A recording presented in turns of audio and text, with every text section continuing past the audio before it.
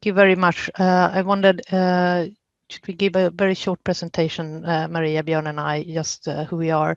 So I'll start. I work with, I'm an archaeologist in my background, and I'm working with digitizing heritage and making sure that collections can be used and researched in a wider perspective.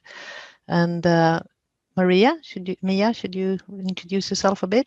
Yeah, hello, I'm Mia Karlsson. I work as an operations developer at the National Heritage Board. I have a background in archaeology as well, but I'm working mainly with heritage data now within technical infrastructure. So, yeah. Yep. My name is Björn Strömberg, and I also work in the same team as Maria with K-Samsök, or SOC, which is the National Aggregator for Cultural Heritage Data in Sweden. I have a background in building conservation, but also mainly I've been working for quite a lot of time with historical festivals, and I used to be the head organizer of a big medieval festival in Sweden. Great. So I'll start sharing the screen, and I will see. There we go.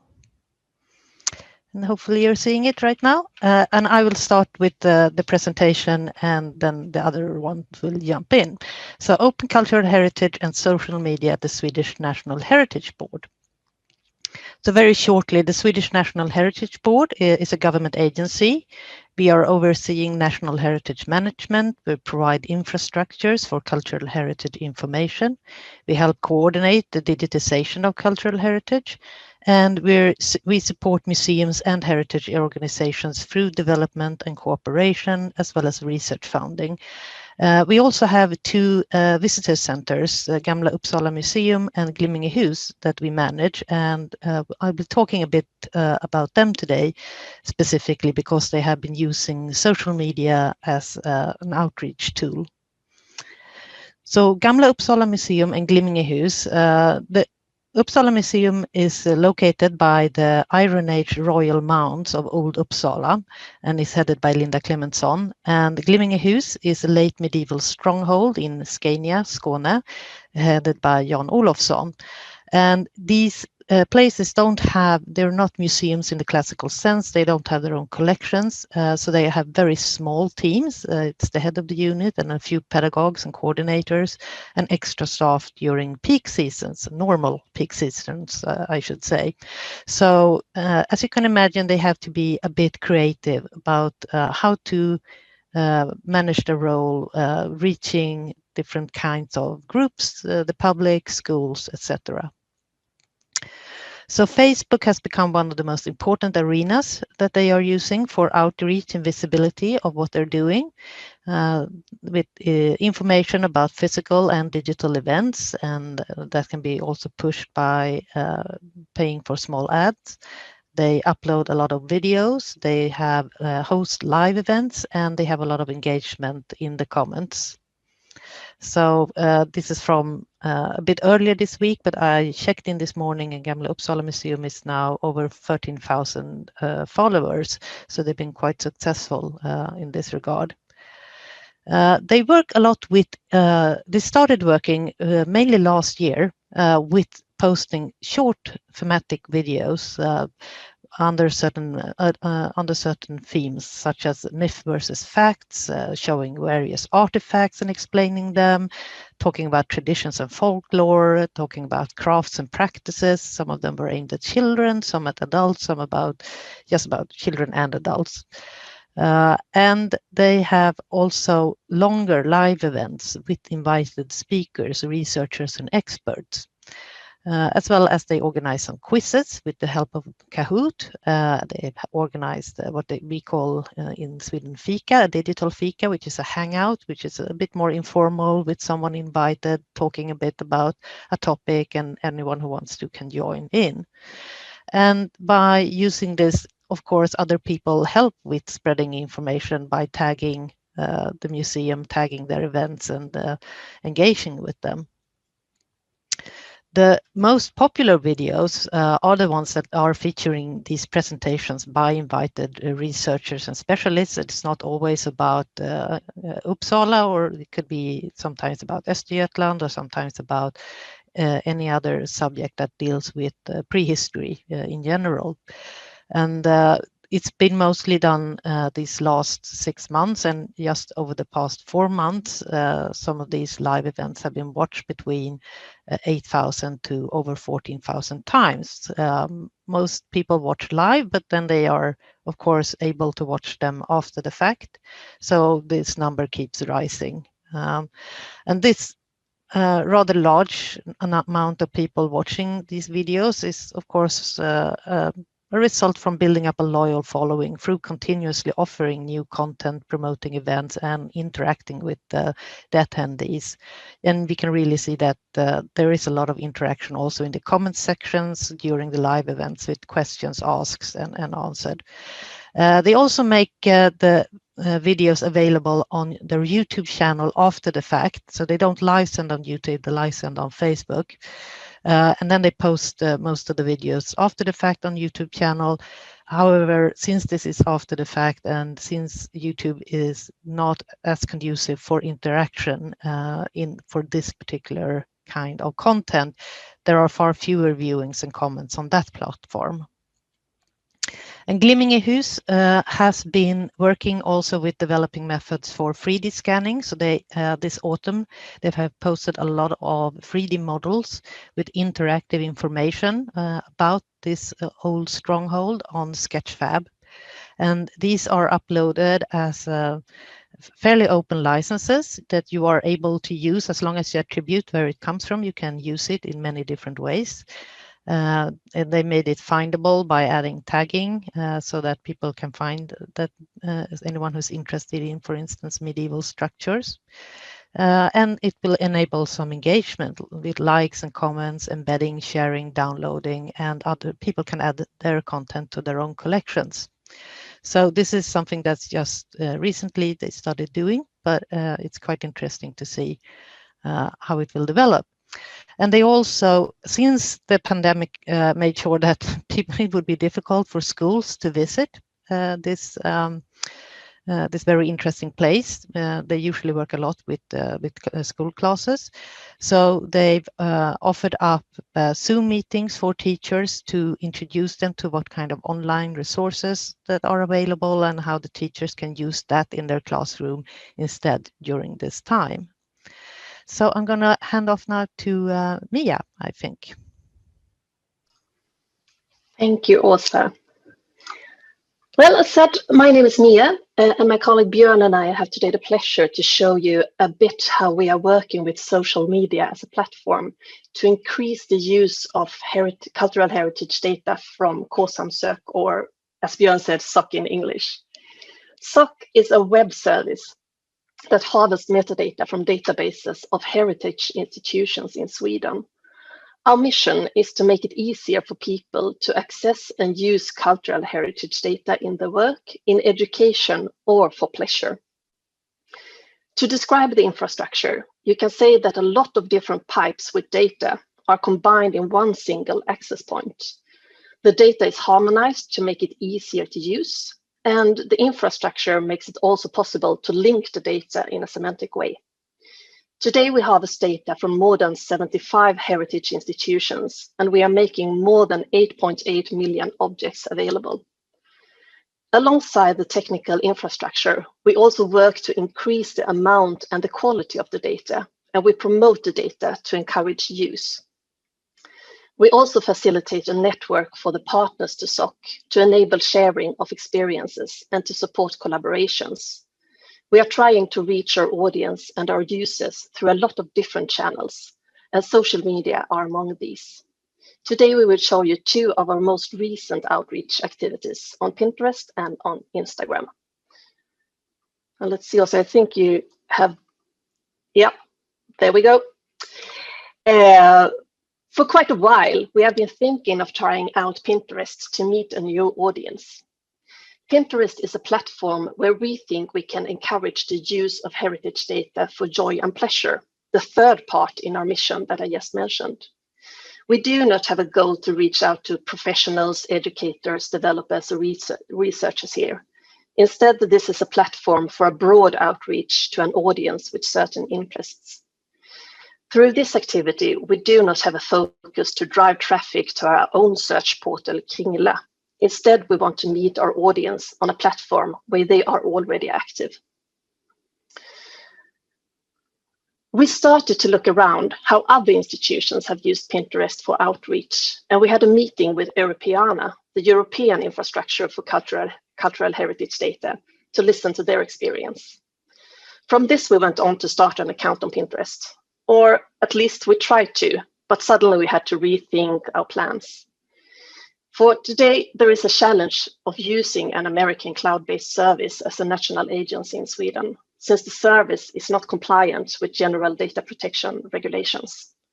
So a bit into the planning, we actually got a no from our lawyers to proceed with the launch of our account. But we didn't want to give up on our idea, so we solved this issue by simply not publishing any personal data of now living persons. This means that we do not add any names on the pins, and the photos we publish are from 1920 at the latest, to ensure that depicted persons are no longer alive. And of course, all images have to be openly licensed, since the Heritage Board has a policy to use only open data. With this problem solved, we created an account in late March this year. The first content was published at the end of April, and we tried to follow some trending topics on Pinterest, such as gardening, food, pets, and fashion. So our first boards were images with knitted mittens, vintage lady shoes, gardens, and beards. The first week, we got well over 4,000 visits without doing anything except publishing pins and boards. The only thing we add, except from the image itself, is the name of the institution who provided the data to SOC and the right statement for the image. We keep track of a publication in a simple Excel sheet, which we share with our partners to enable collaborations. And we have today published 21 boards with 461 pins in total. So what about the outcome then? As you can see here, we had at least 10,000 views of our pins last month. We are quite happy with these numbers since it is a new account and we do not have that much content, and the workload to publish it is quite small. But what is really interesting here is the overall content pinned from Kringla. Next slide, please, Åsa. We verified the webpage of our search portal Kringla on Pinterest on the 1st of June. And from this date, we can see statistics on how content from Kringla is used by others. This has actually been an eye-opener. We knew that people use the content from Kringla, but not to this extent. Total views up till last of October is slightly more than 1 million, but only 28% of these views are on pins that the SOC team have published. This is clearly visible on this slide, where you can see a screenshot from the analysis tool in Pinterest. The red line shows pins that our team have published, and the blue line represents pins that other users have made from content in Kringla. As you can see, we had a huge peak in the middle of the summer. This is where we can find our all-time high pin, a public domain photo from the Museum Jamtli with almost 27,000 views during 2 days. This was published in a board named Mountain Adventures of the Past, and we think we managed to ride on the waves of the phenomena staycation. Even if pushing users to our own search portal Kringla wasn't one of our objectives, we can see that the direct traffic from Pinterest has increased by 52% up till now, compared to the same period last year. The major insight so far from this activity is that if you open up your data and publish it online, things will happen. You don't have to do all the work on your own. Sometimes you have to push it a bit, but when people have discovered the treasure chest you have, they will use it. We have planned to use Pinterest for 1 year and then evaluate the outcome. The activity is planned in 3 phases. The initial phase, where we set up the account and filled it with content quite random. The middle phase, where we are right now, when we're not publishing much content at all. And the last page, which will start in December.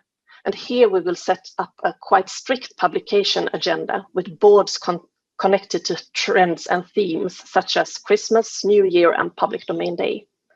In the end, we hope that we can, in this way, be able to draw some conclusions about what works well on Pinterest. But I think we can already say that we will continue to publish boards to the audience on Pinterest. The workload is fairly small, and the potential for outreach is huge. And it's quite fun to create these tiny curated entries to the content in SOC. Our next step is to try to encourage our partners in the network to participate in creating pins. And Björn, do you want to tell us something about our Instagram activity? Absolutely. Could go to the next view. We've had 2 recent Instagram campaigns, and those have been collaborations with the partners as joint ventures together with current or upcoming partners, and also encouraging the public to join in through use of hashtags, basically. Of course, the why is to build companions together with partners and also activate the cultural heritage data in a fun and collaborative way.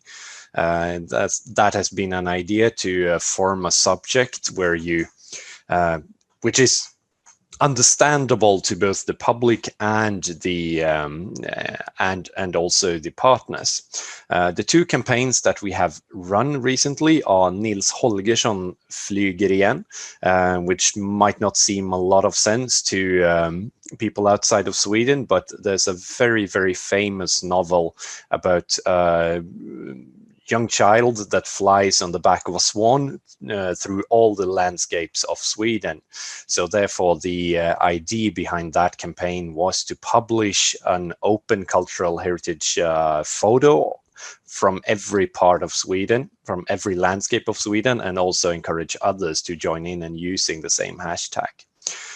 We've also currently running together with the labor museums based on the hashtag Landet vi byggde, the land we built, with which both features weekly posts together with partners and also open encouragement for anyone else to join in. Also, could you go for next slide? What we've learned here from social media projects is that if you want to do collaborations together with partners or others, you have to be quite specific to make sure that people do understand what they are about to deliver and why they should be doing that. It might be hard for your partners to find time and take the effort to actually join in. So you have to be settled for helping them out with providing forms and guidance, and also if you're concerned with the licensing of pictures, especially if you're working with smaller museums, etc., there might be the fact that much of the material is not licensed at all through Creative Commons or similar licenses. So since most or if not all of these services are cloud-based and non-European, you will have to consider that fact and help your partners to out there. Also, read up on the platform that you are doing the joint ventures, the joint projects on. Every platform has its pros and cons. For example, Instagram is heavily oriented towards aesthetics, while other platforms might have different keys to success. There is no single one platform that will fulfill all your needs, and what works on one platform might not work on another. So do your research there. Also, on all social media, interaction is a huge benefit. You know all about this, but if you ask a question, or if you give people the possibility to interact and encourage interaction, and to make people share their stories, share your post, it will attract the algorithms and help your reach. This is a very, very important key point. If there is nothing for the audience to react to, you will get a lower reach. That's just how it works. So we could go for the next slide. A little bit of general ideas about how to reach audiences through social media. First of all, as we've already been into, there's a diversity out there. Consider which platform you want to use, and especially if you want to reach a specific audience, there's probably not going to be the same success factors if you use Instagram and LinkedIn. They are two totally different platforms, and they have very different key points of success. So you have to be precise there if you want to reach a specific audience, and also consider what you want to establish. You also have to adapt the content to the selected target group. If you want the leisure, then you will probably have to find beautiful looking images, something that just attracts a like and maybe catch the eye of your target group. If you want to create discussion, then maybe a statement could be the best idea to start up the traction there, and so forth. And also decide if it will be a long or a short-term activity, and what relations you do want to build with your audience. Is it leisure? Is it an idea? Is it a project you want to promote, etc., etc.? That will you will have to consider that. Also, the next part is adaptability isn't always as easy as one might think. There isn't possible to reach all every target groups or use it through one platform, and also it's not easy to convert followers between platforms. For one example, if you build a strong following on Facebook or Instagram, those are not at all readily converted into YouTube followers, as we saw, for example, in the Gamla Uppsala case there, because there are different mechanisms at play, and there's also YouTube works in a specific way where if you follow a user, follow a channel on YouTube, you will get all of their content straight to your following there. So therefore, people will be more reluctant to follow a lot of channels, which is totally the opposite of Facebook, where you can easily, as a user, follow 500 or 1,000 pages, and that will not clutter your flow. So there's a difference there, and it's not easy to convert them. And as always, also durability and Fingerspitzgefühl is the key there. Take it into account that you will have to react to interaction on the platform for a long time. If you post something, there might be someone following up on it a month ahead of time, and it might be in the evening, etc. You will have to have some kind of idea of how to keep up with your following. And the longer you keep your channel going, the larger your traction will grow if you are also active. And another key point, like Mia said on the Pinterest channel, try to connect to ongoing trends. There are global trends out there, and if you follow them, you will have a bigger chance of building attraction. So, just for the next slide. Yeah, so that was our presentation, and thank you very much for listening in.